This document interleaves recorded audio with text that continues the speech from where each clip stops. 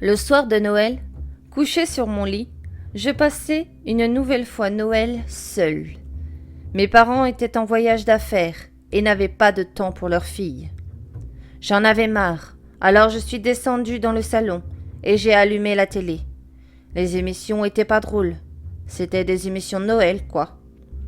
Alors que je venais d'envoyer un message à ma meilleure amie, un bruit derrière moi attira mon attention. Je me suis levée et j'ai essayé de voir quelque chose, mais rien. Alors je me suis laissée tomber sur le canapé, en maudissant mon chat d'essayer de me faire peur. Puis 3 coups contre une porte ont fait frissonner tout mon corps.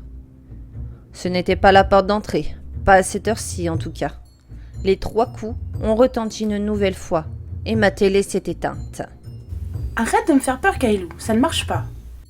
En fait, j'essayais de me persuader à voix haute, mais finalement, même ma voix me trahissait. Alors je suis allée dans l'entrée, et les 3 coups ont retenti. Ça venait de la cave interdite. Mes parents m'ont toujours dit que je ne devais pas entrer dans cette cave, car elle était sale, et il n'y avait rien d'intéressant. À cette époque, j'avais 5 ans. À présent, j'en ai 15, et je pense que j'ai le droit de franchir quelques interdits. Alors que je me décidais à retourner dans ma chambre, le grincement et le bruit d'une clé dans une serrure couvraient le silence. J'ai descendu les quelques marches que j'avais montées et j'ai vu la porte de la cave ouverte. Et puis mince, si elle s'est ouverte, c'est sûrement un signe.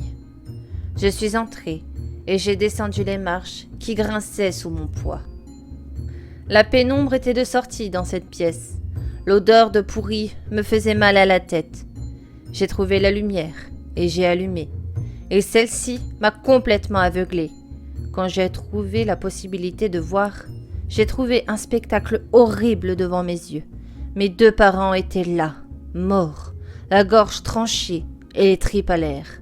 Mon chat sauta dans mes bras et sur le mur de la cave, j'ai pu lire un message ensanglanté. « Tu aurais dû écouter tes parents. » J'ai voulu fuir, mais j'étais paralysée. Quand j'ai compris qu'il fallait que je coure, j'ai grimpé les marches rapidement, puis la porte se referma derrière moi. Je respirais fort, puis je suis sortie de chez moi en hurlant. « À l'aide, pitié, aidez-moi !» Les voisins appelèrent la police. Après la découverte des corps, je fus conduite à l'hôpital Fleur Bleue. C'est ainsi que je fus enfermée en psychiatrie. La chose responsable de la mort de mes parents apparut et resta avec moi pour toujours.